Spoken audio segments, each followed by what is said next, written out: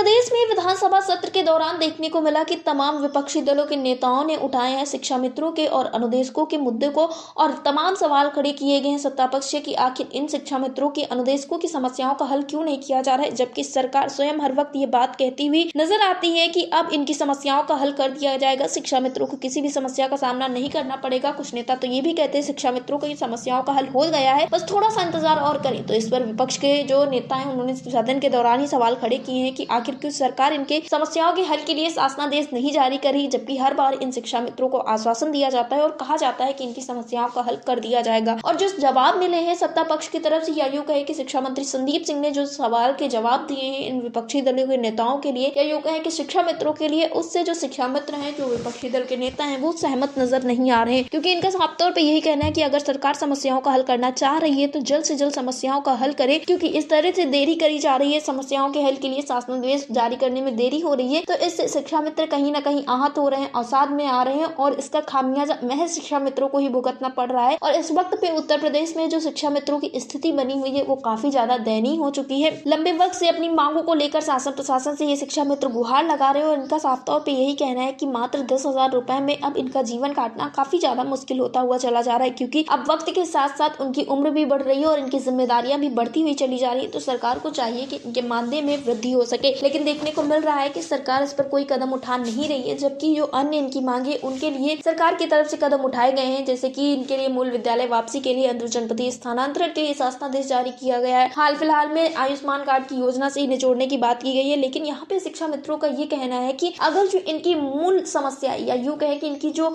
मुख्य समस्या है आर्थिक तंगी, अगर उसको सरकार दूर कर देती है तो जो शिक्षा मित्रों की अन्य समस्याएं वो भी धीरे धीरे हल हो जाएंगी, क्योंकि उस वक्त पे शिक्षा मित्र आर्थिक रूप से मजबूत होंगे तो उनका अपना जीवन अच्छे से व्यतीत होगा, तो धीरे धीरे करके और सारी समस्याएं अगर रहेंगी भी तो धीरे धीरे उनको हल करने का प्रयास स्वयं शिक्षा मित्र करने लगेंगे। लेकिन पहले इनकी जो आर्थिक तंगी है उसको दूर किया जाए, लेकिन सरकार इस पर कोई कदम नहीं उठा रही। शिक्षा मंत्री संदीप सिंह से जब इस सारी चीजों पे सवाल खड़े किए जाते हैं और खास करके मानदेय की वृद्धि को लेकर, तब उनके द्वारा भी कोई सटीक जवाब नहीं दिया जाता है, जबकि जो संगठन के पदाधिकारी उनसे जब मुलाकात होती है शिक्षा मंत्री संदीप सिंह की, तब वो कहते हुए नजर आते हैं कि हाँ अब इनकी समस्याओं का हल हो जाएगा, ज्यादा इंतजार नहीं करना पड़ेगा शिक्षा मित्रों को। अब तो कई सारे कयास लगाए जा रहे हैं नए सत्र को लेकर भी कि नए सत्र में कुछ ना कुछ देखने को मिल सकता है शिक्षा मित्रों को, लेकिन अब शिक्षा मित्रों का यही कहना है। इसके पहले भी जनवरी में ये बात कही गई थी कि शिक्षा मित्रों का मानदेय लगभग 20 से 22,000 होने वाला है, लेकिन वो बातें महज अखबारों तक ही रह गई। सरकार की तरफ से इस पे कोई ठोस कदम नहीं उठाएगा, ये यूं कहे कि सरकार की तरफ से इन सारी चीजों पे कोई बात नहीं कही गई है, तो इस वजह से शिक्षा मित्रों के बीच में निराशा है और अब फिर से ये सारी बातें कही जा रही है, तो उनके लिए इन सारी चीजों पे भरोसा करना काफी ज्यादा मुश्किल होता हुआ चला जा रहा है। लेकिन फिर भी उन्हें सरकार से उम्मीद है, मुख्यमंत्री योगी आदित्यनाथ से उम्मीद है कि उनके द्वारा जरूर कुछ ना कुछ खास किया जाएगा, जिससे कि शिक्षा मित्रों के जीवन की समस्याएं हल हो सके, उनके जीवन में भी खुशियां आ सके। फिलहाल तो अब देखना ये होगा कि जो शिक्षा मंत्री संदीप सिंह के जवाब दिए गए या विपक्ष की तरफ से जो सवाल खड़े किए गए हैं उसको देखते हुए सत्ता पक्ष क्या कुछ कदम उठाती है, क्या शिक्षा मित्रों की समस्याओं का हल करती है, या फिर एक बार इन्हें फिर से आश्वासन का सामना करना पड़ेगा। नेक्स्ट रिपोर्ट अटल टीवी।